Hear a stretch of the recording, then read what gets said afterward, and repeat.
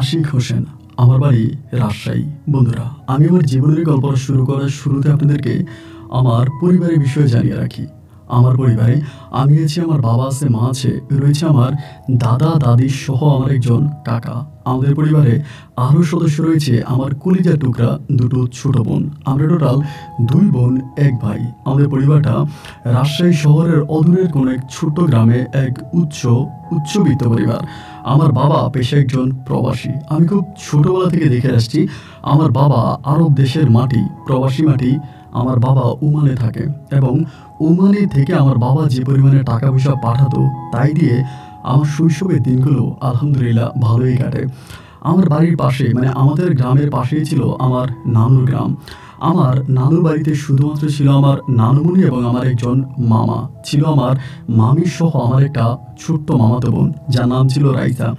আমার নানু বাড়িটা অনেক বড় একটা বাড়ি ছিল এবং এই বাড়ির মধ্যে প্রচুর পরিমাণের ফলাদি ছিল, যার জন্য বৃষ্টির দিনে, ঝড়ের দিনে নানু বাড়িতে আমি দৌড়িয়ে আমার বন্ধুবান্ধব নিয়ে ছুটে যেতাম, কারণ নানুর বাড়ির বিভিন্ন ফল গাছে উঠে ফল পেড়ে খাওয়ার মজাটাই ছিল আলাদা। আমার আড্ডার দুষ্টুমির একমাত্র জায়গা ছিল আমার নানু বাড়ি। আমার যে মামনি ছিল, আমার মামনি আমাকে অসম্ভব রকমের ভালোবাসতো। আর আমার বাবার সাথে আমার মামা ওমানেই থাকতো। আমার বাবা আর আমার মামা একসাথে ওমানে থাকে। নানুর বাড়ির দুষ্টুমি, মজা মাস্তি করতে করতে আমি আস্তে আস্তে করে বড় হতে থাকি। একটা পর্যায়ে আমি প্রাইমারি স্কুলের গণি শেষ করি। প্রাইমারি স্কুল শেষ করে আমি তখন হাই স্কুলে ভর্তি হই। যখন আমি হাই স্কুলে পড়াশোনা করি, হাই স্কুলটা আমাদের এলাকা থেকে মোটামুটি বেশ খানিকটা দূরেই ছিল। আমি সবসময় স্কুলে যেতাম না, মাঝে মাঝে যেতাম না। তো আমার বাড়িতে আমার আরেকজন বন্ধু ছিল যার নাম ছিল বাবলু আর আমি একই সাথে পড়াশোনা করতাম। আমাদের পারস্পরিক দুজনের মাঝে অনেক ভালো বন্ধুত্বপূর্ণ সম্পর্ক ছিল। বাবলু আমাকে ছাড়া তেমন কিছুই বুঝতো না এবং আমিও বাবলুকে অসম্ভব রকমের ভালোবাসতাম। দুজন দুই পরিবারের হলেও আমার কাছে মনে হয় যে আমরা দুজনেই আত্মার ভাই ছিলাম। একজন ছিলাম এক একজনের দেহের আত্মা। এরকম করে বাবলুর সাথে আস্তে আস্তে করে স্কুল জীবন আমার কাটতে থাকে। বেশিরভাগ সময় তখন নানু বাড়িতেই থাকতাম। আমার একটা মামাতো বোন ছিল যার নাম হচ্ছে গিয়া রাইসা। তো রাইসা আমার বয়সে 2 বছরের ছোট। যখন এই নানু বাড়িতে যাইতাম ওর সাথে প্রচণ্ড রকমের দুষ্টামি করতাম, অনেক ফাইজলামি করতাম, ওর সাথে অনেক মজা মাস্তি করতাম। এরকম করতে করতে আমি মোটামুটি প্রায় অনেকটাই বড় হয়ে যাই এবং একটা সময় আমি এসএসসি পরীক্ষা দিই এবং এসএসসিতেও আলহামদুলিল্লাহ আমি খুব ভালো রেজাল্টে এসএসসি পাস করি এবং এসএসসি পাস করার পরে আমাদের স্কুলের পাশেই হচ্ছে কলেজ ছিল, ওই কলেজে তখন ভর্তি হই। কলেজে পড়াশোনা করতেছি। ওই সময় আমার মামাতো বোন হচ্ছে ক্লাস 9-এ পড়তো। তো ও যেহেতু ক্লাস 9-এ পড়তো, আমি মাঝে মাঝে নানু বাড়িতে যাইতাম, ওরে পড়াইতাম। এরকম করতে করতে ক্লাস 9-এ পড়া অবস্থায় হঠাৎ করে একদিন আমার মামানি মারা যায়। আমার মামনির তেমন কোনো রোগ ছিল না, আমার মামনি কোনো অসুস্থ ছিল না, একদম সুস্থ সবল ভালো একটা মানুষ ছিল। মামনির একটাই সমস্যা ছিল, সেটা হচ্ছে আমার মামনি অনেক মোটা এবং স্বাস্থ্য কমানোর জন্য ডাক্তারে বারবার বলতেছিল যে স্বাস্থ্য কমান এবং স্বাস্থ্য না কমালে সমস্যা হবে। কিন্তু কোনোভাবে মামনি খাওয়া দাওয়ার কোনো রুচি কমাইতে পারতেছিল না, মানে খাবারের রুচি কমাতে পারতেছিল না এবং এই মর্মেই ডাক্তার বলতেছিল যে অনেক সমস্যা হবে এবং যেটা ডাক্তার ধারণা করে সেটাই হয়। আমার মামি মূলত স্ট্রোক করে মারা যায় এবং মামি মারা যাওয়ার পরে আমার মামাতো বোনটা তখন সম্পূর্ণ একা হয়ে পড়ে। আমার নানুর তখন অনেকটা বয়স হয়েছে। আমার নানু এতটাই বয়স হয়ে গেছে যে আমার নানু নিজেরটা নিজে খাইতে পারতো না, চলাফেরা করতে পারতো না ভালো করে। ওই মুহূর্তে আমার ওই রাইসার যে নানু বাড়ি আছে, তো তারা তখন সিদ্ধান্ত নিল যে রাইসাকে নিয়ে যাবে, রাইসার মামা মামি ওরা নিয়ে যাবে। কিন্তু আমার মা বলতেছিল যে আমার নানুমণি বলতেছিল রাইসা যদি চলে যায় আমার নানুমণি মরে যাবে। আমার নানুমণি রাইসাকে অনেক ভালোবাসে। এক পর্যায়ে আমার আব্বা তখন বিদেশ থেকে আমার মাকে বললো, একটা কাজ করো, তোমার মাকে আর রাইসাকে আমাদের বাড়িতে নিয়ে আসো। মানে আমার নানুমণি আর রাইসাকে আমাদের বাড়িতে নিয়ে আসতে বললো।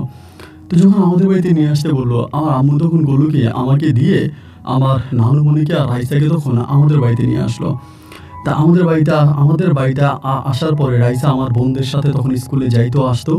আমার বোনদের সাথে ওর ভালো সম্পর্ক ছিল, এভাবেই তখন চলতেছিল। এবং আমাদের বাড়িতে আসার প্রায় কয়েক মাস পরেই আমার নানুমণি হঠাৎ করে মারা যায় এবং নানু মারা যাওয়ার পরে আমাদের বাড়িতেই হচ্ছে, মানে আমাদের নিজস্ব গোরস্থানে নানুকে তখন আমরা দাফন করি। নানুর দাফন কাফন হয়ে যাওয়ার পরে রাইসা তখন সম্পূর্ণ একা হয়ে পড়ে। ওই মুহূর্তে আমার মামা তখন বিদেশ থেকে দেশে আসে। মামা দেশে আসার পরে তখন সবাই মামারে বলতেছিল যে অন্তত মেয়ের মুখের দিকে তাকায় হইলেও একটা বিয়ে শাদী করো। আমার মামা আসলে এই মুহূর্তে বিয়ে করতে রাজি হয় না। তো সবাই তখন মামারে ধরতেছিল বিয়ে করো, এবং আমার মামা তখন রাইসেও দিল যাবো বিয়ে করো। এরকম করে সবাই যখন ধরে তখন আমার মামা একটা বিয়ে করে, মানে সবার সম্মুখে একটা বিয়ে করে, কম বয়সে একটা মেয়ে যার রাইসের থেকেও মোটত হয়তো ৩-৪ বছরের বড় হবে, এরকম নার্গিস আক্তার নামের একজন মহিলাকে আমার মামা তখন বিবাহ করে। তো এই মেয়েটাকে দেখতে শুনতে আমরা প্রথমে ভাবছিলাম যে ওর বয়স কম, একেবারে কম বয়স্ক, কিন্তু বিয়ে হবার পরে জানতে পারি যে এর আগেও একটা মেয়েটার বিয়ে হয়েছে, মোটামুটি বয়স্ক আছে। তো নার্গিস আক্তারকে তখন আমার মামা বিয়ে করে, এবং বিয়ে করার পরে নার্গিস আক্তার তখন মোটামুটি আমার মামার সংসার করতে থাকে, এবং ওই মুহূর্তে তখন রাইসাকে আমাদের বাড়ি থেকে আবারও নিয়ে যায়। রাইসাকে আমাদের বাড়ি থেকে নিয়ে রাইসাকে ওর সৎ মায়ের সাথে তখন ওকে রাখে। ওর আব্বা তখন আবার বিদেশ চলে যায়, মামা বিদেশে চলে যায়, তখন রাইসা ওর সৎ মায়ের সাথে থাকতেছে এবং ওদের বাড়িতেই থাকতেছে, মানে ওদের বাড়িতেই থাকতেছে। নানু তো তখন মরেই গেল, তো রাইসার সৎ মা তখন থাকতো। এরকম করে সময়গুলো কাটতো, আর আমি প্রতিদিন নানু বাড়িতে চলে যেতাম। তো আমার যে মামুনি ছিল রাইসা, ওনার তো আমি মামুনি ডাকতাম। তো মামুনি ডাকলে উনি খুব লজ্জা পাইতো। উনি বলতো তুমি আমার মামুনি ডাইকো না, তুমি আমার অন্য কিছু ডাকো, এরকম করে দুষ্টামি করতো। তখন তো আমি কলেজে পড়ি। তা আমি যখনই নানু বাড়িতে যাইতাম, আমার একটা বন্ধু আছে বাবলু, বাবলুর সাথে করে নিয়ে যাইতাম। বাবলু আর আমি একসাথে যাইতাম, একসাথে আসতাম, মানে নানু বাড়িতে। বাবলু সবসময় আমার সাথে চায়ের মতো মিশে থাকতো। এরকম করতেছে আমার মামাতো বোন তখন এসএসসি পরীক্ষা দিবে, তো বাবলু আমি না থাকলেও একা একা আমার নানু বাড়িতে চলে যেত। আমার মামুনি যেহেতু চিনে, বাবলু আমার বন্ধু, ও কলেজে পড়তো। এরকম করে একদিন, 2 দিন, 3 দিন করে সময়গুলো কাটতেছে। এইভাবে একটা সময় ভাই খেয়াল করে দেখলাম কি জানেন, বাবলু বারে বারে আমার নানু বাড়িতে যায়।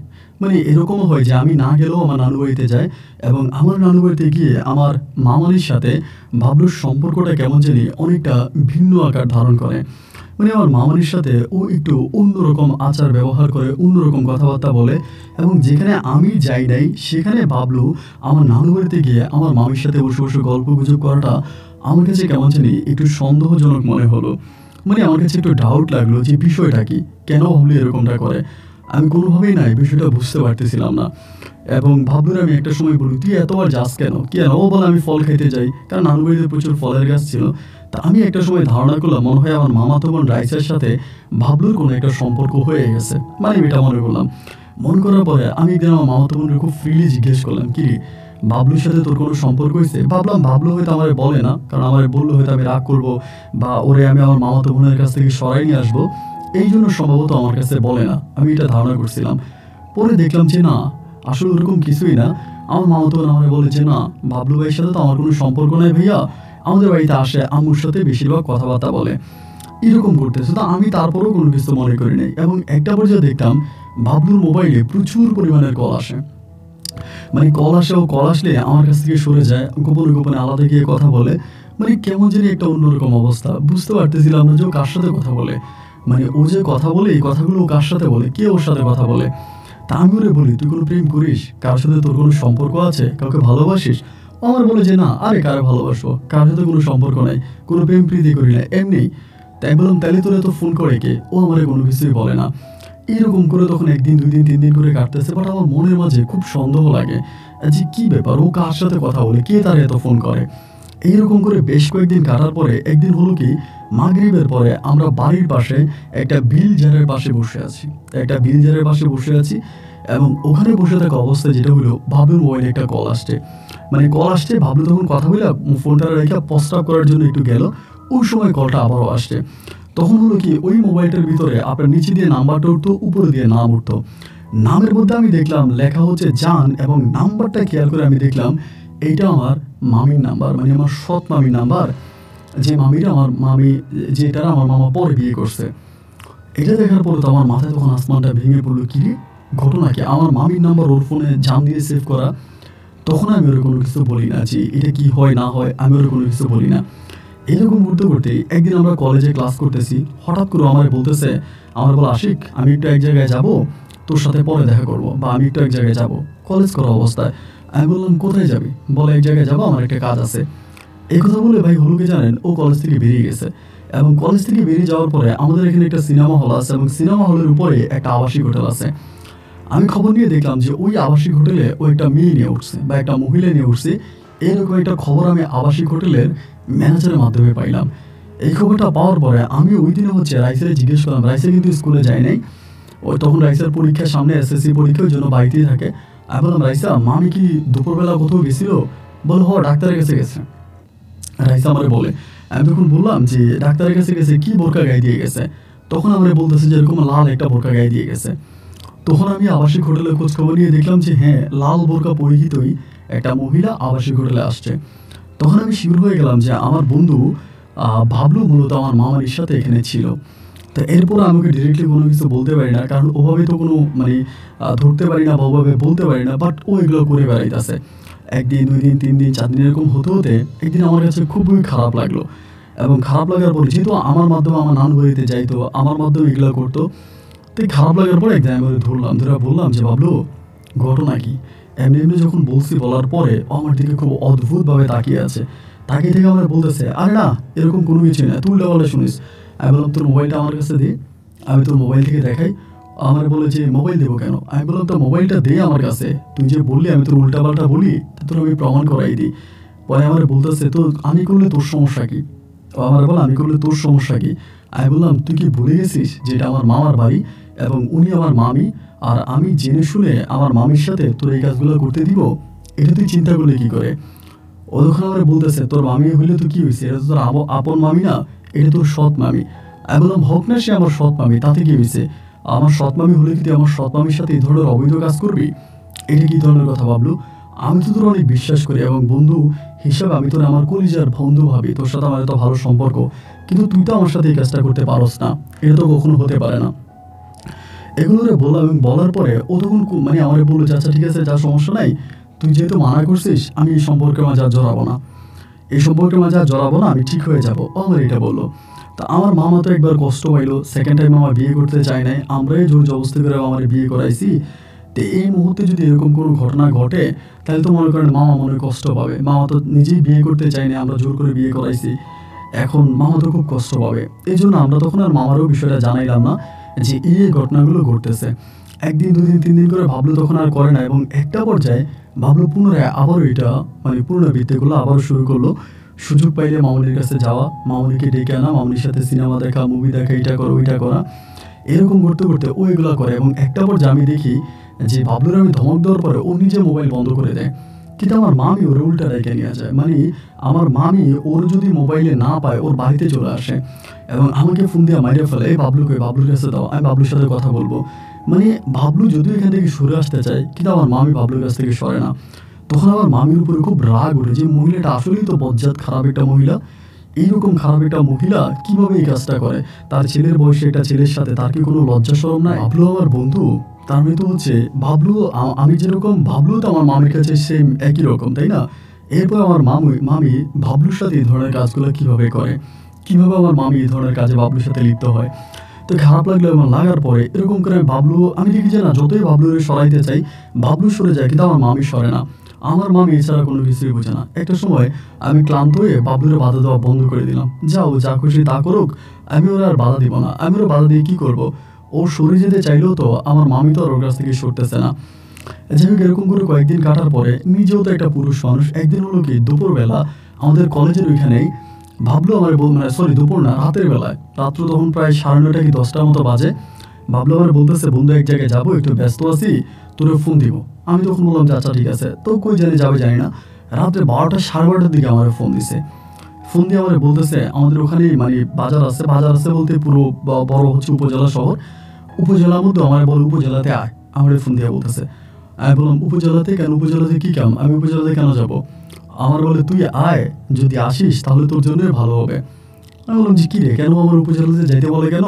আমি যে ঠিক আছে আমি যাবো। পরে আমি উপজেলার ওখানে গেলাম। উপজেলার ওখানে যাওয়ার পরে ও আমার একটা আবাসিক হোটেলের কথা বললো। ওই হোটেলের নিচে বসে আছে, বসে বসে সিগারেট খাইতে আছে। তো ওই সময় আমার বলে যে যা, অমুকটা আমার রুমে যা, মানে রুম নাম্বার বলে। আমি তখন বললাম, আরে আমি অমুকটা আমার রুম নাম্বারে ওই রুমে যাবো, মানে ওই রুমে কেন যাবো? আমার তো ওই রুমে কোনো কাজ নাই, ওইখানে কেন যাবো আমি? কেন, কী হয়েছে, তুই কী শুরু করছিস? মানে একটু গরম হয়ে বলতেছি, তুই কী শুরু করছিস? ও আমার বলে যে না, কিছু শুরু করি নাই, তুই যা, গেলেই বুঝবি। আমি বললাম যে দেখ বাবলু, উল্টাপাল্টা কাজ করিস না, বল কী হয়েছে? বলে, যাইলে দেখবি তোর মামি শুয়ে আছে, এভাবেই বলে। আমি বললাম যে তুই আমার মামিরা আজকে রাত আবার এখানে নিয়ে আসছিস? আমার বলে, বন্ধু দেখ, আমি তো মনে কর মানে নিজে ঠিক থাকতে পারি না, আমি তো চাই ওনার সাথে আমি না যাই, ওনার কাছে আমি না যাই, কিন্তু ভাই বন্ধু দেখ, উনি তো আমার ছাড়া কিছু বুঝে না। আমার ছাড়া কিছু বুঝে না, আমি ওনার কাছ থেকে দূরে যেতে চাইলে উনি আমার কাছে টানে, তুই তো জানিস। আমি বললাম এরপরও আমার মামির সাথে এরকমভাবে সম্পর্কে জড়ানোটা তোর আসলে ঠিক হচ্ছে না। এবার বলে যান একটু উপরে যান, এবং উপরে যাওয়ার পরে মানে আমি আস্তে আস্তে করে উপরে গেলাম, এবং উপরে যাওয়ার পরে আমি ওই রুমের মধ্যে ঢুকলাম। রুমের মধ্যে ঢোকার পরে আমি মামির খুব অশ্লীলভাবে শুয়ে থাকতে দেখলাম। যখন অশ্লীলভাবে শুয়ে থাকতে দেখলাম তখন মানে নিজের মাঝে হঠাৎ করে একটা মানে আমি তো যুবক মানুষ, নিজের মাঝে একটা হঠাৎ করে খারাপ কামনা জেগে বসছে, মানে খারাপ একটা চাহিদা জেগে বসছে। এবং বসার পরে আমি তখন দরজা বন্ধ করে ওই জায়গার ভিতরে আমি তখন একটা খারাপ কাজে লিপ্ত হয়ে যাই, মানে একটা খারাপ কাজ করে বসে আমার মামির সাথে, আল্লাহ মাফ করুক। এবং করার পরে আমি তখন বেরোয়ার পরে ভাবলো আমার, বলে কি দরজা আটকাইছিলি কেন? আমি বললাম না এমনি। আমার বলে না মিথ্যে বলিস না, দরজা আটকাইছস কেন বল? আমি বললাম যে না এমনি। ও বলে আমি কিন্তু জানালা দিয়ে দেখছি। আমি বললাম কি দেখছস? ও বলে আমি তো দেখছি তুই এটা করছস। আমি বললাম বেটা চা আমি করি নাই। বলে করছস, আমি জানালা দিয়ে দেখছি। তুই কি কাজটা ঠিক করলি? তোর মামি না? আমি বললাম যা উনি যেহেতু এরকমই করতেছে, আমি নিজেকে কন্ট্রোল করতে পারি না, আমি করে ফেলছি। এরপরে আমি এটা বলে তখন এখান থেকে বাইরে চলে আসলাম, মানে বাড়ি চলে আসলাম। এসে নিজে নিজে চিন্তা করতেছি এই কাজটা আমি কি করলাম, এটা আমি কি ধরনের কাজ করলাম, আমি কি আমার এই কাজটা ভালো করলাম? আমি তো কাজটা মোটেও ভালো করি নাই। আমি এটা কেমন কাজ করলাম? নিজের মামির সাথে কেউ কখনো এই ধরনের কাজ করে? আমি গোসল করলাম এবং আল্লাহর কাছে তওবা পাঠ করলাম, আস্তাগফিরুল্লাহ বললাম যে আল্লাহ তুমি আমার মাফ করে দাও, আমি তো এই কাজটা ইচ্ছে করে করি নাই বা অনিচ্ছাকৃতভাবে করে ফেলেছি, আল্লাহ তুমি মাফ করো। আমি আল্লাহর কাছে কান্নাকাটি করি, আল্লাহর কাছে কান্নাকাটি করি। এবং এরপরে বাবলু প্রতিনিয়ত মামির সাথে এগুলো করতো। আমি তখন তো আমি নিজেও ধরা খেয়ে গেছি যে আমি এই ধরনের কাজ একবার নিজেও করে বসছি। এজন্য আমি তখন আর বাবলুরে বাধা দিতে পারি না, মানে ওরে আর আমি বাধা দিই না। ওর মতো করে যায় আসে যায় আসে যায় আসে, এরকম করে প্রায় আমরা তখন ইন্টার ফার্স্ট ইয়ার থেকে সেকেন্ড ইয়ার উঠে গেছি। ওই মুহূর্তে আমার মামাতো বোন রাইসা তখন এসএসসি পরীক্ষা দিছে। এসএসসি পরীক্ষা দেওয়ার পরে ওর তো একটা ছুটি আছে না, ওই ছুটিতে ও তখন আমাদের বাড়িতে বেড়াইতে আসছে, মানে এসএসসি পরীক্ষার গ্যাপে। যেহেতু ওদের বাড়িতে কোনো মানুষ টানুষ নাই, একমাত্র ওর মা, আর তো কেউ নেই। তো ওর মাও বেশিক্ষণ ঘরে থাকে না। তো এই জন্য যেহেতু এখানে আমার মামাতো বোন আছে, তাই মামাতো বোন সরি আমার বোনেরা আছে, আমার বোনদের সাথেও থাকবে। এইভাবে যে আমাদের বাড়িতে আসার পরে বেশিরভাগ সময় আমি দেখি যে বাবলু আমাদের বাড়ির আশেপাশে ঘুরে। আমি তখন ওরে বলি কিরে বেটা, রাইসা তো এখানে, আমার মামি তো বেটা এখন ঘরে একা ওই জায়গায়, তুই যা মামির সাথে গিয়া থাক, সমস্যা তো নেই, মামির সাথে গিয়া থাক, তাই ওইখানে গিয়ে থাকলেই তো হয়। ওই তখন আমার বলে আমার ওইখানে ভালো লাগে না। বলছি কেন ভালো লাগে না কেন? বলো ওইখানে আমি যাবো না। আমি বলি তোর মামির আর আমার ভালো লাগে না, এরকম করে বলে। আমি তখন বলি এটা কোনো কথা হইলো? তুই এখানে যা, ওইখানেই থাক। ও তো ওইদিকে যায় না। আমার এই মামাতো বোনের পিছনে আমার এই মানে আমাদের বাড়িতে ওই তখন এরকম করে ঘুরপাক ঘুরপাক ঘুরপাক ঘুরপাক খাইতেছে।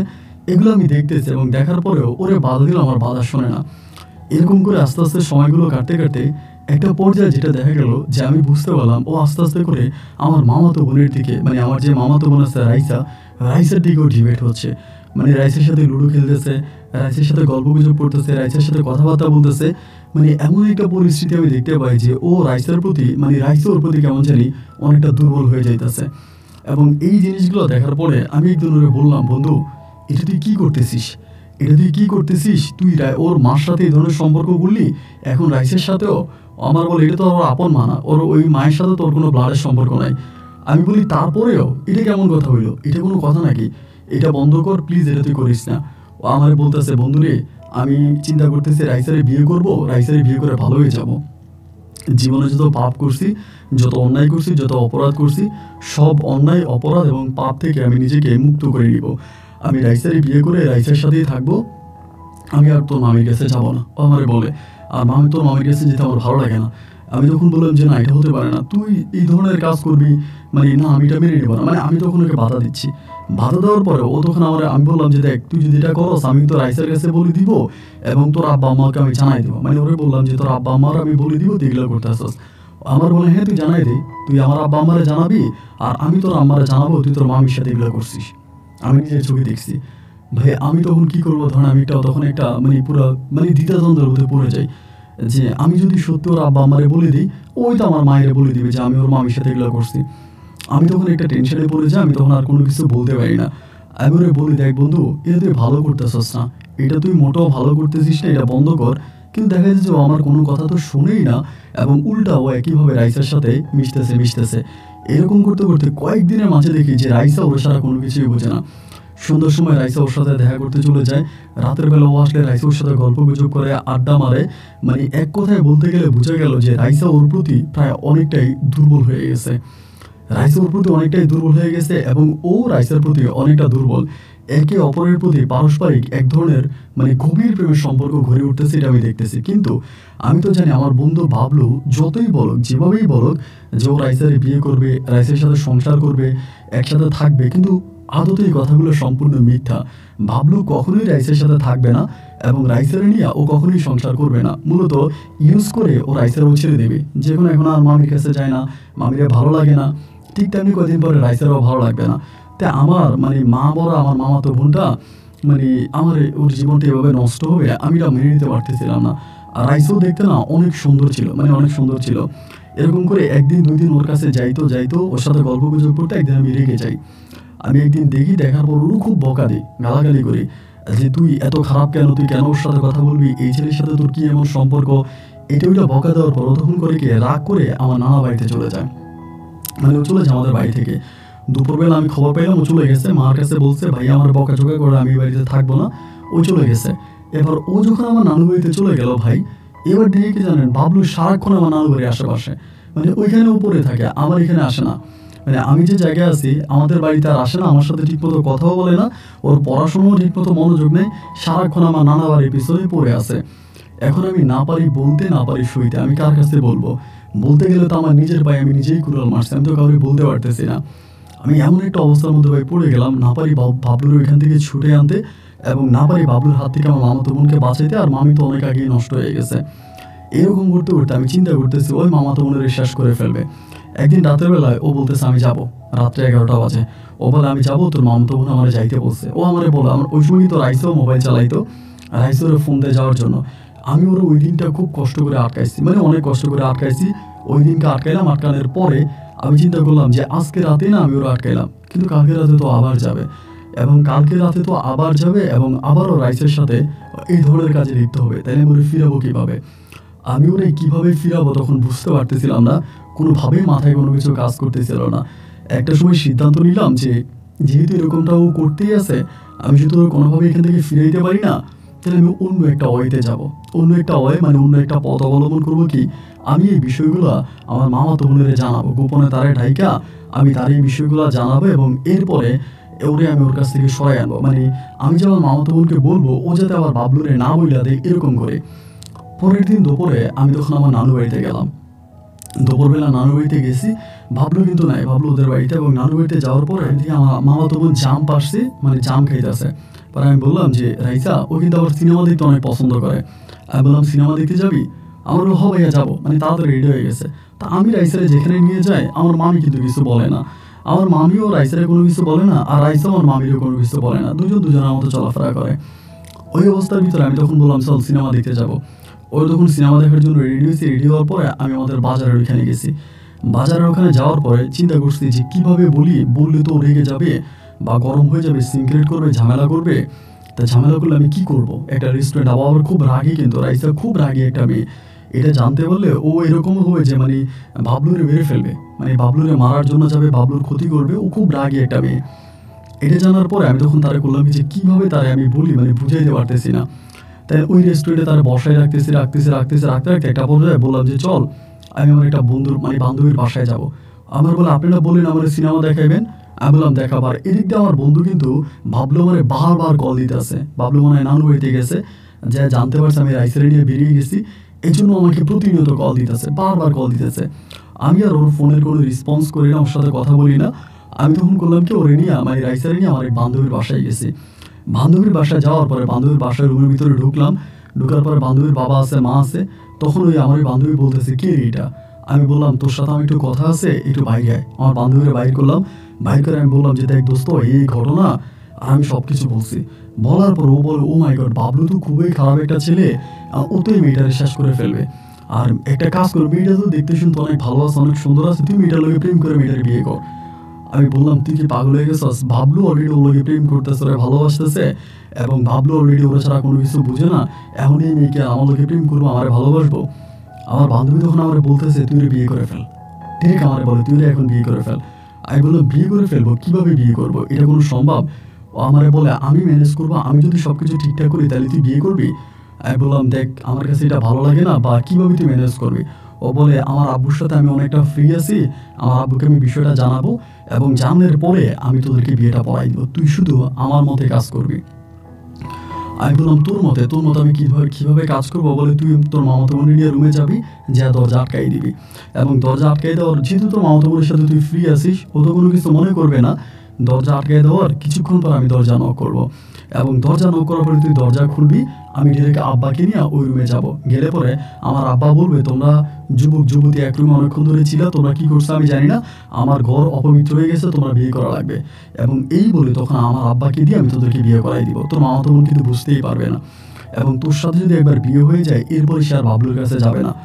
আমি আমার বলি তুই তোর মামাতো বোনের পছন্দ করস না, কিন্তু সত্যি কথা বলতে কি জানেন, রাইসা কিন্তু দেখতে অনেক সুন্দর ছিল, ওর চেহারা অনেক সুন্দর, মুখের গঠনটা অনেক সুন্দর, ওরে আমার খুব ভালো লাগে, মানে অত্যাধিক ভালো লাগে। তুই যদি ওর সাথে আমার বিয়ে হয় বা ওর সাথে যদি আমি থাকি তাহলে তো আমার খারাপ হবে না। আমি যখন আমার বান্ধবীর বললাম দেখ অন্য কোনো সমস্যা হয় না তো, ও আমার বলে দেখ আমার আব্বুর সাথে আমি অনেক ফ্রি, আর আমার আব্বুকে দিয়ে আমি কাজটা করাই ফেলবো। আর ওর আব্বু একটু নেতা টাইপের ছিল আর কি, ওই এলাকাতে একটু লিডার টাইপের ছিল। এরপর ওর আব্বু করলো কি, ও আমার বললো তুই ভিতরে যাও। ভিতরে যাওয়ার পর আমি যখন রুমের মধ্যে গেছি, মানে রাইসা যে রুমে আছে ওই রুমে গেছি, গিয়ে দেখলাম দরজা লাগাই দিছে।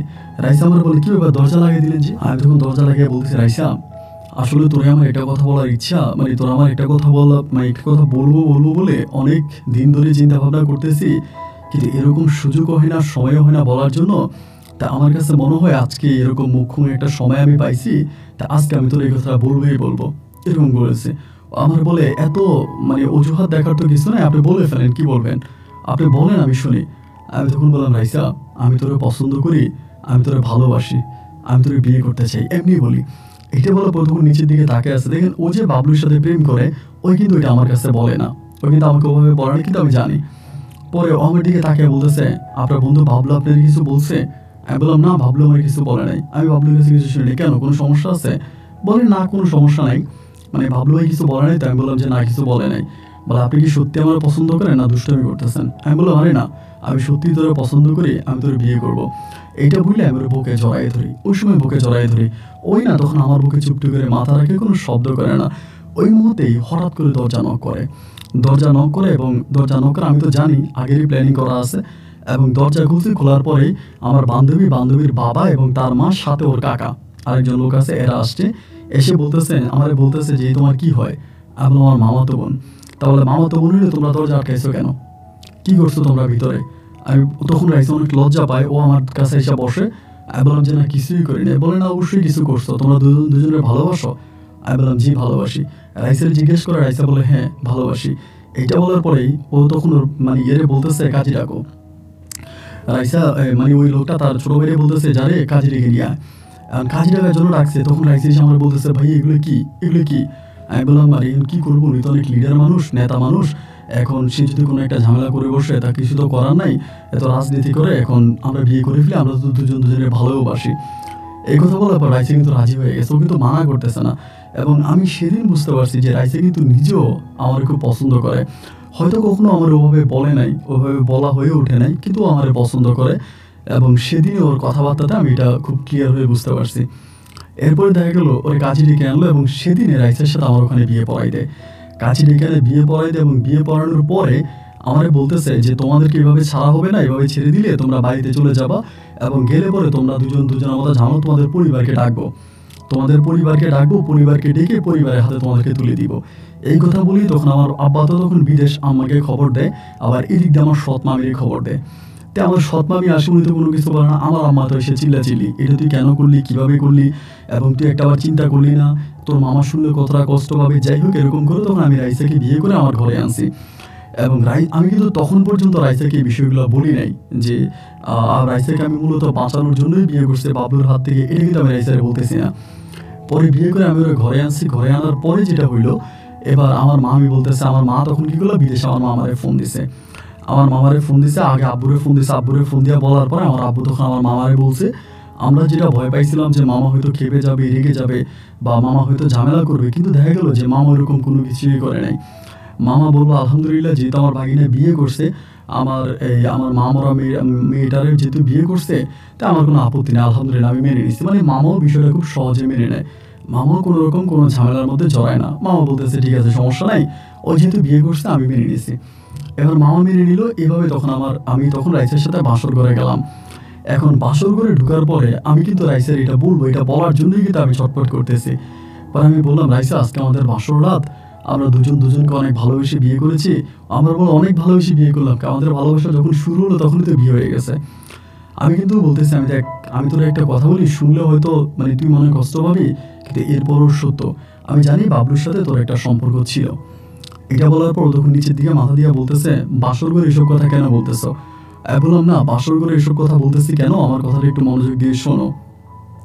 আমি বাসর ঘরে এই কথা এই কারণে বলতেছি যে আসলে কথাগুলো তোমার জানা উচিত। বাবলুর সাথে তোমার একটা সম্পর্ক ছিল, এটা শুনে তুমি যেভাবে অবাক হয়েছো, এর চেয়েও বেশি অবাক হবা তুমি আরেকটা কথা শুনলে। আমাকে বলে, কি কথা? আমি বললাম, বাবলু তোমার সাথে সম্পর্ক করার আগে তোমার সৎ মা নার্গিসের সাথে সম্পর্ক করেছে। শুধু সম্পর্কই করে নাই, ও অনেক দিন যাবৎ নার্গিসকে নিয়ে এই কাহিনীগুলো করছে। এগুলো বলার পরেই না তখন ও খুব রেগে যায়। এটা কি বলেন, এটা কি ধরনের কথা? আমি এই ছেলের এই করবো সে, আমি আমার কসম লাগে, এই বাসর ঘরের কসম দিয়ে তোমাকে আমি বলতেছি যে তুমি কোনোদিনও বাবলুরে এটা জিজ্ঞেসও করবা না, কোনোদিনও বাবলুরে তুমি এটা জিজ্ঞেসও করবা না, এটা কোনোদিনও ভাববা না। এইটা বলার পরে ও তখন আমার বলতেছে, তাইলে ওই এই কাজগুলো আমার মামির সাথে আর আমার আম্মুর সাথে এটাকেও ভালো করছে। আমি বললাম, আচ্ছা এটা আমি সমাধান করবো। সেদিন আমাদের বাসর হলো, এবং বাসর হবার পরের দিনে দুপুরবেলা বাবলু তখন আমাদের ঘরে আসছে। আমি রাইসার নিয়ে ঘরের মধ্যে, বাবলু আইসে, আমি শুনতে পাইছি, আমি বেরোইছি। বাবলু এনে কিছু বলতে চাইছে, আমার আলাদা টান দিয়ে ডেকে নিয়ে গেছে। আমার বলে, তুই কী করলি? তুই জানোস না ওর লাগে আমার প্রেম আছে? আমি বলে, প্রেম তোর মায়ের সাথেও তোর আছে। বাবলু আমার বলে, না না আমি তো বলছি আমরা বিয়ে করে সংসার করবো। আমি বলি, তাহলে ওরে বিয়ে করে সংসার করলো, আর মার সাথে অবৈধ কাজ করলি কেন? আমার বলে, দেখ বন্ধু, আমার ভুল হয়ে গেছে, তুই কি এই কাজটা ঠিক করছিস? তুই জানোস ওর সাথে আমার সম্পর্ক আছে, এরপরে তুই বিয়ে করে ফেলি? আমি বললাম, দেখ বন্ধু, আমি ইচ্ছে করে বিয়ে করি নাই। তুই যদি আমার কথা বিশ্বাস না করিস, তুই আমাদের কলেজের বান্ধবী হচ্ছে, তুই হাজেরারে জিজ্ঞেস কর, হাজেরা সব কিছু জানে। পরে বলতেছে, হাজেরা জানে? আমি বললাম, বিশ্বাস কর, হাজেরা আমার এমনি আমি দুষ্টামি করে হাজেরার বাবা আমার ধরে বসছে। আমার বলে, তুই জানোস না হাজেরার বাবা খারাপ, উনি রাজনীতি করে, উনি তো এগুলোই করে, মানুষের ফিটিং দেয়, তারপর তুই এখানে নিলি কেন? আমি বললাম, দেখ বন্ধু, এটা দুর্ঘটনাভাবে হয়ে গেছে, আচ্ছা তুই এটা কিছু মনে করিস না। আমার বল, আচ্ছা ঠিক আছে, যা কিছু মনে করলাম না, তবে আমারও কিন্তু তুই একটা শেখা দিছস। এই কথা বলে তখন আমি এখানে বাবলুর সাথে আমার একটা সমাধান হয়ে গেল, এবং বাবলু ওর মতো করে চলে গেল। আমি আবারও পুনরায় রাইসের সাথে গিয়ে থাকতেছি। এরকম করে একদিন, দুদিন, 3 দিন রাইসা শুধু জিদ্দে মরতেছে ওর মা কেন এটা করে। এবং এক সময় করে কি, রাইসা, আমি বলি না, রাইসা নিজে ওর বাবার কাছে বিষয়গুলো জানায় দেয়, যে আবার ওর বাবারে বলে, যে আব্বু তুমি কিন্তু হুটহাট করে কোনো কিছু এখন আম্মুরে বললো না, দেশে ফোন দিয়ে যদি আম্মুরে কিছু বলো, আম্মু কিন্তু অন্যরকম কিছু করে বসবে। কীভাবে জানি রাইসার বাবারে এই জিনিসটা বুঝিয়ে ফেলছে। বুঝানোর পরে রাইসার বাবা আমার মামা তখন বিষয়টা বুঝছে, বুঝা মামা তখন করছে কি, বুদ্ধি খাটিয়া টেকনিক করিয়া ওনার বউ নার্গিসে তখন তিনি পাসপোর্ট করায়। যেহেতু একটা ছেলের সাথে করতে পারছে, আরও ছেলের সাথেও করতে পারবে, এটা চিন্তা করে তখন উনি নার্গিসকে আপনার করায়, পাসপোর্ট করানোর পরে মামা তখন করে কি, এই নার্গিসকে বিদেশে নিয়ে চলে যায়, ওমানে নিয়ে যায়। মামা তখন নার্গিসকে ওমানে নিয়ে যায়, মামির ওমানে নিয়ে যায়, এবং নিয়ে যাওয়ার কিছুদিন পরে আমার আব্বা তখন দেশে চলে আসে। আমার আব্বার হার্টের সমস্যা দেখা দেয়, হাড়ে রিং পরাইতে হবে, হাড়ের সমস্যা। আব্বু তখন দেশে চলে আসে, এবং দেশে আসার পরে আমার আব্বু আর বিদেশে যায় না। আব্বুর আমরা হাড়ে রিং পরে, এবং আব্বুর অপারেশন হয়, এবং অপারেশন হওয়ার ঠিক 2 মাসের মাথায়, আমি জানি না এটা ডাক্তারের কোনো ভুল না অন্য কোনো সমস্যা, ঠিক 2 মাসের মাথায় আমার আব্বু ইন্তেকাল করে, আমার আব্বু মারা যায়। এবং দেশে আসার পরে আব্বুর এই ধরনের ঘটনাটা ঘটে। তখন কিন্তু আমার মামিও বিদেশে, আমার মামাও বিদেশে, এবং আল্লাহর কি হুকুম আর কি আব্বু মারা গেল। এবং আব্বুর সাথে আমার মামার খুব মনে হয় যেন রক্তের সম্পর্ক ছিল। আমার মামার ছাড়া আমার আব্বু কিছু বুঝতো না, আমার আব্বুর ছাড়া আমার মামা কিছু বুঝতো না। আব্বু মারা যাওয়ার পরে মামা বিদেশে কাঁদতে অজ্ঞান হয়ে গেছিল। মামি মামারে ধরে রাখতে পারতেছিল না যে মামা এরকম চিৎকার করে কান্না করতেছে, কারণ মামি তো আমার বাবাকে তো আমার মামা অনেক ভালোবাসে। এবং বাবা মারা যাওয়ার পরে মামা নাকি একদম একগোড়া হয়ে গেছে, কারোর সাথে কথা বলে না, চুপচাপ থাকে, এবং কেমন একটা অবস্থার মধ্যে চলে গেছে। মামির সাথে কথাবার্তা বলি ফোনে, মামি আমার সাথে কথা বলে, আমি মামির সাথে কথাবার্তা বলি, দুজনের মাঝে মোটামুটি ভালো একটা সম্পর্ক তখন আছে। এখানে একটা জিনিস বলে রাখা ভালো, হয়তো আমি জিনিসটা ওখানে ক্লিয়ার করি না, অনেকেই বুঝবে না। যেদিন আমার মামির কাছে আমি গিয়েছিলাম খারাপ কাজ করার জন্য, ওই হোটেলে বাবলু আমাকে পাঠাইছিল, ওই দিন কিন্তু আমার মামি মাতাল অবস্থায় ছিল। বাবলু আমার মামির ড্রিঙ্কস করাইছে, এবং ড্রিঙ্কস করার পরে আমার মামি তখন অজ্ঞান অবস্থা ওখানে ছিল। আমার মামির সাথে আমার যা কিছু হয়েছে, এইটা কিন্তু আমার মামি মানে আগে কিন্তু আমার মামি জানে না, এবং আমার মামি কিন্তু আমাদের দেখেও নাই, তিনি অজ্ঞান অবস্থায় ছিল। ওনাকে প্রচুর ড্রিঙ্কস করানো হয়েছিল, এটা বাবলুই করছে। তো মামি কিন্তু আদৌ জানে যে মামির সাথে আমার একটা এরকম খারাপ কাজ হয়েছে, এটা কিন্তু মামি জানে না। এটা একমাত্র জানে বাবলু আর আমি, আর বাবলু আর আমি ছাড়া তৃতীয় কেউ এই বিষয়টা জানে না। যাই হোক, এরপরে যেটা হইলো, এবার মামি যখন এভাবে বিদেশে আছে, মামার সাথে আছে, ভালোভাবেই চলতেছে। মামি যেহেতু বিদেশে একে একে মামার সাথে ওভাবে আছে, তা আমাদের পরিবারে তখন প্রচণ্ড রকমের অভাব দেখা দেয়, মানে খুব অভাবে পড়ে যাই। সংসার আগের মতো চলে না, অনেক অভাব অনটন, অনেক যায় ঝামেলা, অনেক কিছুর মাঝে তখন পড়ে যায়। সংসার চলতেছে না, ঠিকমতো খাওয়া দাওয়া করতে পারতেছি না, কারণ আমার ছোট দুইটা বোন ঘরে, ছোট দুইটা বোনের হচ্ছে মানে বিয়ের বয়স হয়ে গেছে, ওদেরকেও বিয়ে দিতে পারতেছি না। আব্বু হঠাৎ করে মারা গেল, তখন কিন্তু মামা আমার টাকা পয়সা দিত। মামা বিদেশে থাকা অবস্থায় টাকা পয়সা দিত আমাদেরকে চলার জন্য, আমরা চলাফেরা করার জন্য, বাড়িতে মোটামুটি ভালোভাবে থাকার জন্য মামা তখন বিদেশ থেকে টাকা পাঠাইতো। তো মামার বিদেশের টাকায় আলহামদুলিল্লাহ আমরা চলতেছিলাম। এরকম করে সময়গুলো কাটতে কাটতে মরার উপরে খারাপ বলে একটা শব্দ আছে। আমি তখন ইন্টারমিডিয়েট পরীক্ষা দিয়েছি। ইন্টার পরীক্ষাটা আমি তখন দিয়ে ফেলি, এবং ভালো একটা চাকরি বাকরির আশা আমি তখন অপেক্ষা করতেছি। মোটামুটি একটা চাকরি পাইলেও আমি তখন চাকরি বাকরি করব। ওই মুহূর্তে দেখা গেল কি যে হঠাৎ করে আমার মানে আল্লাহর হুকুম আর কি, যে আমার মামা তখন হঠাৎ করে গাড়ি অ্যাক্সিডেন্ট করে। মামা ওখানে হচ্ছে গাড়ি চালাইতো এবং গাড়ি অ্যাক্সিডেন্ট করে আমার মামা হচ্ছে মানে মারাত্মকভাবে হচ্ছে ইনজুরি হয়। মামাকে হসপিটালে ভর্তি করানো হয়, এবং ওই হসপিটালে আমার মামা মারা যায়। এবং মামা মারা যাওয়ার পরে তো আমাদের সর্বশেষ যে খুঁটিটা ছিল আমার মামা টাকা পয়সা দিত। মামা টাকা পয়সা আমরা চলতাম, আমরা খাইতাম, ঘুরতাম ফিরতাম, আমার সব কিছু মামার উপরেই ছিল। এখন মামাও যখন মারা যায় তখন আর মানে বাঁচার কোনো উপায় নেই। তখন আমার মা আমার মামিরে বলে, মানে নার্গিস মামিরে বলে, আমার মামি কিন্তু ওই সময় এক আরবির বাড়িতে কাজ করতো, তো আমার মা হচ্ছে আমার মামিরে বলে যে একটা কাজ করস না, কোনো রকমে হচ্ছে আশিকটা একটু বিদেশে নেওয়ার ব্যবস্থা কর, কারণ ওরে বিদেশে নিলে তো মোটামুটি ওর পরিবারটা মানে আমাদের পরিবারটা ফিরবে, ওর একটু বিদেশে নেওয়ার ব্যবস্থা কর। আমার মামি তখন বলে আচ্ছা সমস্যা নাই, আমি দেখতেছি আশিককে আনা যায় কিনা। এরকম করে কয়েকটা দিন কেটে গেল, কিন্তু আমার মামি আর আমার নিতে না পারে হঠাৎ করে আমার মামি একদিন আমার মায়ের বলতেছে, আমি তো আশিককে আনতে পারতেছি না, একটা কাজ করেন, আমি রাইসারে আনতে পারবো, রাইসারে দিয়ে দেন, রাইসারে দিয়ে দেন। এই কথা আমার মামি ওমান থেকে বলতেছে যে আমার কাছে একটা ভালো ভিসা আছে, একটা কাজের মেয়ের ভিসা, ওই কাজের মেয়ের ভিসায় যদি রাইসা আসে তাহলে রাইসা ওখানে কাজ করবে, আমার সাথে থাকবে, আমরা একসাথে থাকবো। আমার মা তখন বলতেছে রাইসা তো মাত্র বিয়ে হইলো আশিকের সাথে, আচ্ছা প্রয়োজনে রাইসারে না নিয়ে আমার যে দুইটা মেয়ে আছে দুইজন থেকে একজনে নিয়ে যাও, মানে একদম ছোট যেটা আছে এটারে নিয়ে যাও। ওরকম করে আমার মা তখন কথা বলতেছে। আমার মামি বলে যে না, রাইসারে আনলে ভালো হইব, আচ্ছা ঠিক আছে, এরপরও যদি মনে করেন আপনি দেন। এই কথা বললে পরে তখন অনেকে আমার দাদি আছে বা অনেকেই আছে, তখন সবাই বলতেছে না এদের এখনো বিয়ে হয়নি, এরকম যুবতী মেয়ে যদি বিদেশ যায় এরপর ওদের আর বিয়ে দেওয়া যাবে না, এরকম যুবতী মেয়েদেরকে বিদেশে পাঠাইলে পরে এই মেয়েরা আর কেউ বিয়ে করবে না, এর আর বিয়ে দেওয়া যাবে না। পরে দেখা যায় কি যে মানে এর বিয়ে আর মানে বিয়েই হবে না, এরকম করে বলতেছে ওর বিয়েই হবে না। এবার আমার বাড়ির মানুষ, এলাকার মানুষ সবাই মিলে তখন আর আমার বোনের আর বিদেশে পাঠাইলো না। আমার বোন যখন আর গেল না, তখন সবাই মিলে সিদ্ধান্ত নিল যে আমার বউকে মানে রাইসিকে আবার পাঠাই দিবে। রাইসা আমারে বলতেছে যেহেতু তো আমি এখন যাই, গেলে পরে এরপর আমি তোমার বিষয়ের ব্যবস্থা করব, এরপরে তুমি আসো, যেহেতু পারিবারিকভাবে এরকম অভাব দেখা দিছে, তোমার বোনদেরকেও বিয়ে শাদী দিতে পারতেছো না, চলতে পারতেছো না, এবং আমি তাইলে চাই, মানে রাইসা বলতেছে। তো সত্যিকার অর্থে কিন্তু রাইসাকে বাড়িতে আমার ইচ্ছে করতেছে না, কারণ আমি ওরা ভালোবাসি, ওইভাবে আমাকে ছেড়ে চলে যাবে এটা মানে মানতে পারতেছিলাম না। এরপরও চিন্তা করলাম যে পারিবারিক যেহেতু অভাব অনটন, আচ্ছা ঠিক আছে তাইলে ও যাক। এরপরে রাইসা তখন চলে গেছে আমার মামার সাথে, মানে আমার এই মামানি তখন রাইসারে নিয়ে গেল। রাইসারে নিয়ে আবার এখানে আমার মামা লাশ কিন্তু দেশে আসছে, আমরা মামার লাশ দাফন করছি, মামি বিদেশেই ছিল। পরে রাইসার বিষয় সব কিছু ঠিক হলো, আমার মামির কাছে রাইসা চলে গেছে।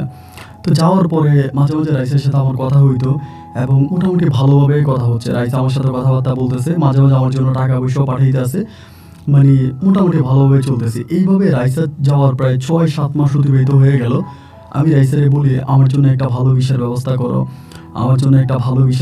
করো, আমি বিদেশে চলে যাব বা তোমার কাছে যাব, তুমি আমার জন্য একটা ভালো ভিসার ব্যবস্থা করো। তো আমার বলে আমি নিয়ে যাব, সমস্যা নাই, আমি তোমারে নিয়ে যাব, তুমি টেনশন করো না, আমি তোমারে নিয়ে আসবো। ওরকম করেও আমার সবসময় কথা বলতো, কিন্তু আমাকে মূলত নিত না। তাই নিব নিব এরকম করে ঘুরে তো কিন্তু নেওয়া যাইতো না। এমন করতে করতে দেখা গেল আমার যে মামি আছে মানে নার্গিস মামি, সৎ মামি, আমার মামি করে কি জানেন, বিভিন্ন জায়গায় জায়গা কিনতেছে। রাজশাহী শহরে জায়গা কিনে, এখানে জায়গা কিনে, ওইখানে জায়গা কিনে, মানে বিভিন্ন জায়গায় উনি জায়গা সম্পত্তি কিনতেছে। এমন এত জায়গার সম্পত্তি উনি কীভাবে কিনে, এত জায়গার সম্পত্তি উনি কোত্থেকে পায়, বা এত টাকা পয়সা উনি কোত্থেকে পায়, ওমানের মতো একটা দেশে উনি এই টাকা কীভাবে ইনকাম করে, মানে এটা না আর কারো মাথায় আসতেছিল না, মানে কেউ বুঝতে পারতেছিলাম না যে বিষয়টা কি, এত টাকা উনি কীভাবে পায়। তো এখন এরকম করে তখন দিন আর রাতগুলো কাটতেছে, সময়গুলো কাটতেছে। তো রাইসা আমার সাথে কথা বলে খুব কম, মানে আমি ধরেন ফোন দিতেছি, ও আমার ফোন ধরে না। একটা সময় আমাকে ফোন দেয় এবং ফোন দিয়ে আমার সাথে যখন কথা বলে তখন মনে হয় কি জানে যে কেউ একজন ওর পাশে দাঁড়ায় থাকে। কারণ কথা বলার সময় আমি বেশিরভাগ সময় দেখি কি যে ও কোনো কিছু অনুসরণ করে, অনুকরণ করে, এরকম করে আমার সাথে কথা বলে। মানে কথা বলার মাঝে না কেমন একটা দ্বিধা দ্বন্দ্ব ওর, মানে একটা দ্বিধা দ্বন্দ্ব থেকে কথাবার্তা বলে, মানে কেমন জানি মনে হয় যেন কেউ একজনকে পাহারা দিতেছে, কারো একজন মানে কেউ একজনের হয়েও আমার সাথে কথা বলতেছে। এরপর আমি ওর সাথে কথাবার্তা বলি যে ঠিক আছে ও কথাবার্তা বলুক। এরকম করতে করতে প্রায় 1.5 বছর হয়ে গেল। 1.5 বছরে ও আমার জন্য কোনো বিষয়ের ব্যবস্থা করতে পারেনি, কিন্তু টাকা পাঠাইতে আছে, এবং যেই টাকা পাঠাইতেছে ওই টাকা দিয়ে আমাদের পরিবার ওভাবে চলে না। আর তখন আমি একটা চাকরি করতাম, একটা চাকরি নিয়ে আমি ওই চাকরিটা করি। আর ওর টাকায় বিশেষ করে আমার 2 বোনের বিয়ে হয় রাইসার টাকায়। তবে ও তো বেশি টাকা কিন্তু ও দেয় না, কিন্তু বেশি টাকা ইনকাম করে নার্গিস। আমি ওরে বারবার যখন জিজ্ঞেস করতাম যে কিরে মামানি এত টাকা কেমনি ইনকাম করে, মামানি রাজশাহী শহরে জায়গা কিনে, এখানে কিনে, ওইখানে কিনে, তুই কিনতে পারস না কেন, মানে তুমি পারো না কেন? ওরে মাঝে মাঝে তুই দুইটাই বলতাম, যেহেতু মামা তো বোন ছিল। ও আমার বলে আমি কিনতে পারি না, আমি পারবো, এরকম করে বলে। 1 দিন 2 দিন 3 দিন 4 দিন 5 দিন 6 দিন এরকম করে সময়গুলো কাটতেছে। এবং একটা পর্যায়ে আমি ওর উপরে খেপে গেলাম বলতে, তুমি আমারে হয় নিয়ে যাও, না তুমি দেশে চলে আসো। কারণ আমার কথা হচ্ছে আমি দরকার হলে মাঠে ঘাটে জমি মানে কাজ করে খাবো, মানে এরপরও আমার কাছে চলে আসবে, আসলে আমরা একসাথেই থাকবো, আমরা একসাথেই খাবো, মানে ইনকাম কম হোক সমস্যা নাই, এরকম করে আমি প্রেশার দিছি। এবং প্রেশার দেওয়ার পরে না ও আসতেছে না। যতই বলি তুমি চলে আসো, তুমি চলে আসো, তুমি ওখানে থাকার দরকার নাই, তুমি আমার সাথে আসো, আমরা একসাথে থাকবো, তুমি চলে আসো, কিন্তু ভাই ও আসে না। এখন কেন ও আসে না, কী কারণে ও আসে না, এটা তো আর আমি বুঝি না।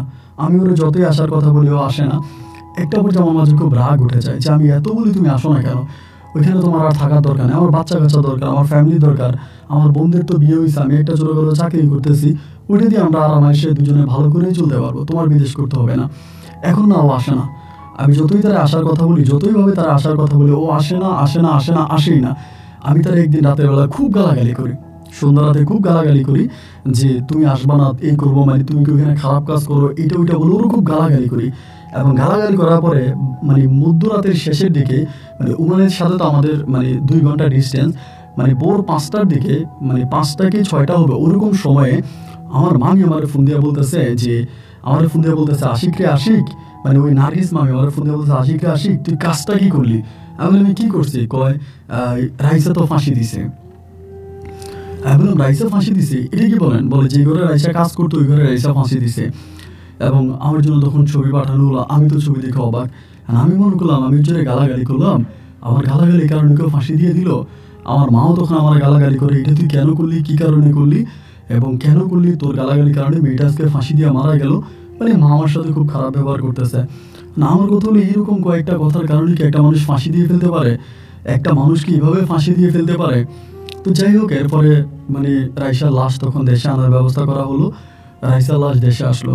মানে আমি না বুঝতে পারলাম না যে কী কারণে ওরা, আমি এমন কী বলছি যেটার জন্য এরকম আত্মহত্যার মতো জঘন্য কাজও বেছে নিল বা এটা করে ফেললো। যাই হোক, লাশ তখন দেশে আসে, পরে অনেক মাস পরে লাশ আসলে আমরা তখন লাশ দাফন কাফন করি।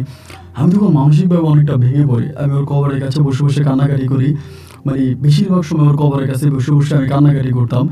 এবং এখানে আমি আরেকটা কথা বলে রাখি, আমি এটা ভুলে গেছি। মানে ও আমার একদিন মানে কথায় একদিন মানে হঠাৎ করে একটা কথা বলে ফেলছিল যে যার কাছে তুমি আমারে পাঠাইছো, আমার ওই মা আমারে এক একদিন এক এক বেড়া রুমে পাঠায়, এরকম করবো আমার একদিন একটা কথা বলছিল। আমি বললাম এই কথাটা কি বললো, এবং এইটা বলার পরে আমার মামি তখন মোবাইল ফোনটা টান দিয়ে নিয়ে চলে গেছে। টান দিয়ে নিয়ে বলে তোর বউয়ের মাথা খারাপ হয়ে গেছে। ওই কথাটা কিন্তু আমার কানে বাজছে, ওই কথাটা কিন্তু আমি স্পষ্ট কানে শুনছি। এবং ওই কথাটা কানে শোনার পরে আমার মাথায় তখন আসলো যে রাইসা তো এরকম অল্প কথায় আত্মহত্যা করতে পারে না, এরকম সামান্য একটা কথায় ও আত্মহত্যা করে ফেলবে, ও তো এরকম মেয়ে না, এটা তো হতে পারে না। মানে আমার মনে তখন খুব সন্দেহ লাগে যে না, অবশ্যই ওর সাথে ওমানের মাটিতে অন্য কোনো না কোনো কিছু করা হয়েছে, নাহলে ও আত্মহত্যা করতে পারে না। এরকম করে তখন সময়গুলো কাটতে কাটতে আমি তখন আস্তে আস্তে, আমি যেখানে চাকরি করতাম ভালো টাকা বেতন পাইতাম, 15-20 হাজার টাকার মতো বেতন পাইতাম। আমিও 15-20 হাজার টাকার মায়া ত্যাগ করে আমি তখন ওমানের জন্য পাসপোর্ট বানাই। পাসপোর্ট এর আগে আমি বানাই, মানে পাসপোর্ট জমা দিই। পাসপোর্ট জমা দিই এবং বহু কষ্টের পরে আমি ওমানের ভিসা লাগাই। ওমানের ভিসা লাগানোর পরে ওমানের একটা কাজের বিষয়, আমি তখন একটা রেস্টুরেন্টে যাই। আমি যে একটা রেস্টুরেন্টে যাই, এটা কিন্তু আমি আমার নার্গিস যে মামি আছে, মামির কিন্তু জানাই না। একটা কাজের বিষয় ওমানে যাই। ওমানে যাওয়ার পরে ওমানে কোন এরিয়াতে আমার মামি থাকতো এটা কিন্তু আমি জানতাম। ওমানে কোন এরিয়াতে আমার মামি থাকতো এটা কিন্তু আমি জানতাম। তখন আমি কী করতাম, গোপনে গোপনে মামির ওই এরিয়ার মধ্যে যাইতাম। এরিয়ার মধ্যে যাইয়া আস্তে আস্তে বাঙালি ভাইদের সাথে আলোচনা করতাম এবং একদিন, 2 দিন, 3 দিন আলোচনা করতে করতে একটা পর্যায়ে জানতে পারি আমার মামি নার্গিস এই এলাকাতে মানে পতিতালয় খুলে বসছে। বাংলাদেশি নয় শুধু, বিভিন্ন দেশের মেয়েরা ওনার কাছে আসে। উনি একটা ফ্ল্যাট ভাড়া করছে, অনেক বড় একটা ফ্ল্যাট ভাড়া করছে এবং ওই ফ্ল্যাটের মধ্যে বিভিন্ন দেশের মেয়েরা আসে এবং আসার পরে উনি ফেসবুক, হোয়াটসঅ্যাপে এই ছবিগুলো ছড়াই দেয় এবং ছড়াই দিলে পরে আরবি সহ বিভিন্ন দেশের মানুষরা এই ওনার কাছে আসে এবং এসে এই খারাপ কাজের সাথে লিপ্ত হয়, মানে অবৈধ কাজ করে। মানে আমি তখন মানে পুরো ক্লিয়ার হয়ে গেলাম যে যখন আমি এটা জানতে পারছি, আপনি বিশ্বাস করবেন, মানে আমার মামির ছবি দেখানোর পরে এমন কোনো লোক না এলাকার তারা চিনে না। মানে ওই এরিয়ার ভিতরে সবাই বলে যে এই মহিলা খারাপ, এই মহিলা এই কাজ করে, এই মহিলা ওই কাজ করে, এই মহিলা এটা করছে, ওই মহিলা এটা করছে, মানে সবাই বলে। এবং আমি নিজেও একদিন মানে ওনার মানে মাস্ক পরে ওনার ওখানে গেছি, যাই দেখছি উনি বসে আছে, ওনার আশেপাশে 5-6টা মেয়ে বসে আছে বিভিন্ন দেশের। তা আমি মানে তখন আমার কাছে মনে হলো যে রাইসা শুধু আমার মুখের কথায় আত্মহত্যা করে মারা যায়নি। এবং গোপন সূত্রে আমি বিভিন্ন ছেলের মোবাইলে রাইসার ছবি পাইছি। এই যে হোয়াটসঅ্যাপে পাঠাইতো যে এটা আছে আসেন, এরকম অনেক ছেলের মোবাইলে আমি রাইসার ছবি দেখছি। দেখার পরে বলতাম যে ছবিটাকে, এই মেয়েটাকে বলে, এই মেয়েটা আমার কাছে ঠিক থাকতো, এই মেয়েটা দিয়ে অনেক খারাপ কাম করাইতো। তো রাইসা মারা যাওয়াতে আমি তখন মানে অনেকটা মানে ভেঙে পড়ি যে আমার বউকে তুই মেরে ফেলে তোরা আমি ছাড়বো না। একদিন রাগ মাথায় উঠেছে এবং রাগ মাথায় ওঠার পর আমি ওইখানে গিয়েই ওনারে মারতে শুরু করি। ওই জায়গার ভিতর ওনারে মারতেছে এবং ওই মারামারির এক পর্যায়ে তখন পুলিশ কল করা হয় এবং ওনারা আমি মাথা ফাটাই মেরে ফেলতাম যদি আমার ওই মেয়েগুলো না ধরতো। এবং সেখান থেকে পুলিশ আমাকে নিয়ে যায় ওমান রয়্যাল পুলিশ, এবং তারা নিয়ে যাওয়ার পর আমাকে দীর্ঘদিন হচ্ছে প্রায় 2 বছর মতো ওমানে জেলে রাখে। 2 বছর ওমানে জেলে রাখে, সফর জেলে। খুবভাবে কষ্ট দেয় আমাকে, খুবভাবে। এবং কষ্ট দেওয়ার পর এক পর্যায়ে আমাকে দেশে পাঠিয়ে দেয়। দেশে পাঠিয়ে দিলে পরে আমি এই পর্যন্ত একটা ছোটোখাটো ব্যবসা করতেছি এবং ব্যবসা করে চলতেছি। বেশিরভাগ সময় রাইসার কবরের কাছে যাই, রাইসার কবরের কাছে গিয়ে কান্নাকাটি করি। আজও আমার মা বলে, সবাই বলে আমি রাইসাকে গালাগালি করার কারণে রাইসা আত্মহত্যা করেছে। আমি আজও কাউকে বুঝাইতে পারলাম না যে রাইসার সাথে ওইখানে যেই পরিমাণ অমানুষিক কাজ করা হয়েছে, ওই অমানুষিক কাজের কারণে রাইসা মারা গেছে। আজও আমার মামি এই ওমানের মাটিতে এই ধরনের কাজ করে, এখনও এই ধরনের ব্যবসা করে। আপনি বললে বিশ্বাস করবেন না, রাজশাহীতে উনি এত জায়গায় সম্পত্তি কিনছে, মানে এত পরিমাণের প্রপার্টি ওনার আপনাকে বলে বুঝাইতে পারবো না। উনি ঢাকাতে বাড়ি কিনে, চিটাঙে বাড়ি কিনে এবং ওমানের মাটিতে ওনার সবাই এক নামে চিনে। আমি আপনার ছবিটা পাঠাইছি, যদি আপনার ওমানে কোনো লোক থাকে দিয়েন, দেখবেন যে কেউ ওনারে চিনবে। উনি শুধু ওমান না, এখন দুবাইতে পর্যন্ত এই ধরনের কাজে লিপ্ত আছে। আমি ওনাকে মেরে ফেলতে চাইছি কিন্তু আমি পারি নাই। কিন্তু ভাই উনি যে এই ধরনের কাজগুলো করতেছে, আপনার তো যদি অনেক লোক আছে বা কিছু আছে, আপনি কি পারবেন আমার স্ত্রী হত্যার প্রতিশোধ নিতে? পারবেন কি ওনার উপরে কোনো একটা অত্যাচার করতে বা কিছু একটা করতে? উনি যে ধরনের কাজগুলো করতেছে, ওই ধরনের কাজগুলো কি কোনোভাবে বন্ধ করা যাবে?